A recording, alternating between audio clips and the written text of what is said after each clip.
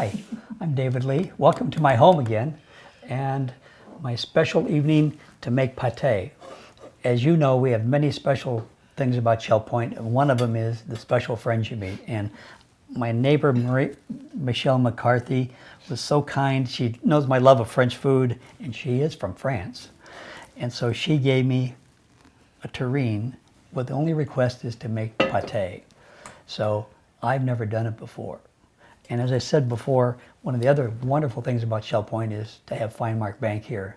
They've helped Margie and me in many ways that I never thought a bank could do. So, and you're going, why is Fine Mark Bank? What are they going to do with pate? Well, Anna, why don't you tell us? Hey, David. Thanks for having us in your home. It's absolutely my pleasure to be here and to be at Shell Point. It's truly our honor to be part of the Shell Point community. Today, I feel really honored and special in presenting our executive chef from our Coconut Point location, Lisa Fiddler, who's going to actually show us how to prepare pate. So I'm super excited about this too. Okay, Lisa, here we go. All right. So one of the main purposes of this is to show you how unintimidating it is to make a pate. It's literally you saute some ingredients together, you blend it up, you refrigerate it, and it's a beautiful little dish. So I'm going to start by showing you some of the ingredients that we're going to use. There is shallots and thyme, and you can swap these out if you want to use a rosemary or some regular onion or some purple onion, that's fine. These are organic chicken livers. You can use duck livers. I haven't really experienced too much with others. I myself just like the chicken and the duck. We're going to put a little nutmeg in here and a little allspice. Just the zest of orange. Garlic if you prefer, but I know you don't, so we'll just take that out of there. Thank you very much. Then we're going to use some pepper and some salt, and then we're going to use something called double cream. Yeah. This is a very European, very English ingredient. Very rich tasting. Very rich tasting. It's very, very, very thick. This is what it looks like. So it is heavy cream. So we're going to use that, and we're going to use a little bit of cognac that I have hidden away because I don't want you snacking on it. Okay. So here's our chicken livers. We want about 14 ounces of the chicken livers. So we're going to head over here. And I'm going to get my pan ready. Hopefully I have your right one. And I'm going to start it on high just to get a little bit of the olive oil going. So these are going to sit here for a little while, not a little while, but you know, for a couple of minutes just to get them going, soften them a little bit. I'm going to go ahead and put my thyme right in there. Yeah, you don't want to brown them then. You don't want to brown them. You just want to get the flavor out. So I'm just going to go ahead and add the chicken livers in.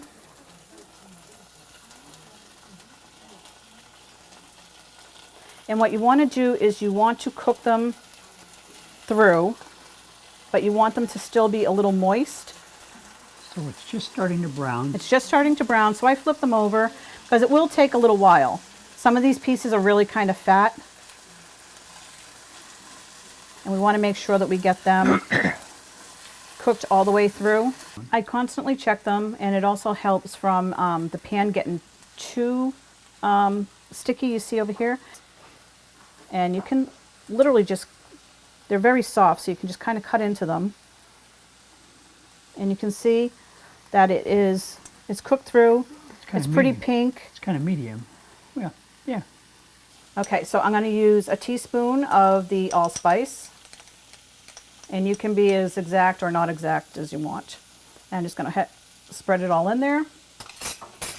And then I need some nutmeg. I take my little handy dandy microplane. And you want to use the fresh, you don't want to use the ground, it just has a better flavor. The zest of the orange. And actually, David, can you grab me another orange? I actually need two. You bet. And like I said, I'm going to use these really pretty pink peppercorns. And rather than sit here and grind it, because the steam is going to really kind of mess that up and it's not going to come out, I'm just going to take a few of them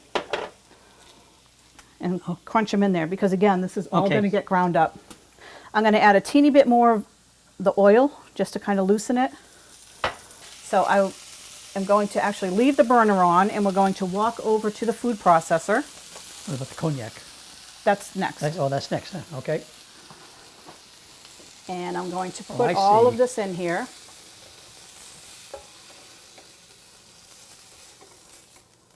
I've used quite a few of them, but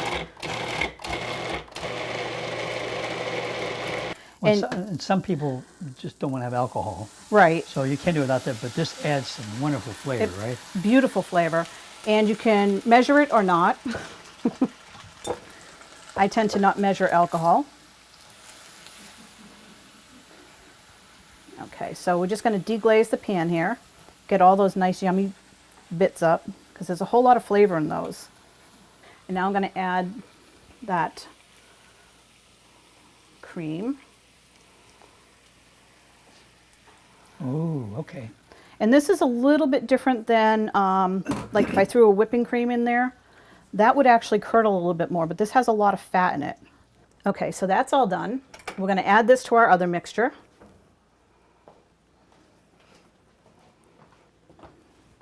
Now I'm going to go ahead and add my hot liquid in, which you could do it slowly, but I'm just going to add it all in. So while that's blending, this is where we add the butter. Ah, And you want to use a nicer butter for this. I try and use the European style butters, like I see you have the Plugura, and this is the Lurpak. And then you just want to add these. Let it so I melt can't down. throw it all in at once. Right. Yeah, you want it to kind of go a little bit slowly. And you want some type of a little fine mesh strainer. And I might have to do this in a couple of batches. Now, you really don't have to strain this because Okay. you can see how smooth it is. And really, the only reason to strain it is kind of an aesthetic one.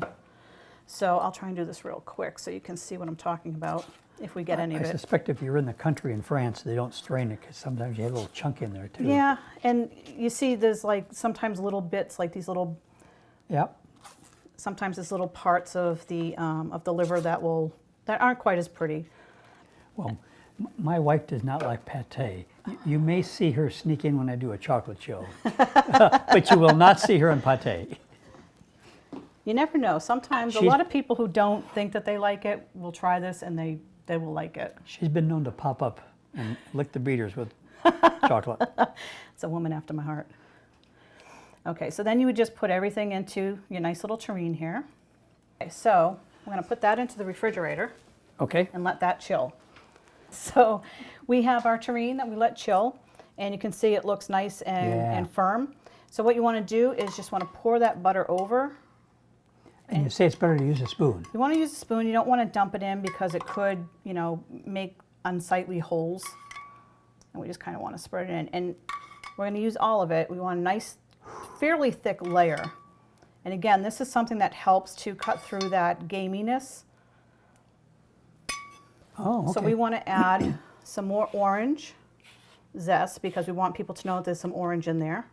So here's some thyme leaves. Remember I said Yep. before that for this part, we're going to want the actual, just the little leaves. And you very carefully picked them off, so you didn't want any stems on there. Yeah, it's not that hard. It's just a matter of you pick the stems and pull the little leaves and just make sure there's nothing really connected to it. So you can just take a little bit, depending on how much salt you like. It's very easy, it's not intimidating at all, and it's really impressive. When you put this down in front of your guests, they think that you are amazing, which you are. Well, no, oh, thank you very much. Lisa, I can't thank you enough for doing this. Thank you for And- having me here. And it's wonderful. And thanks to Fine Mark Bank, too, for being our friend. Thank you. Bye-bye now. Bye-bye.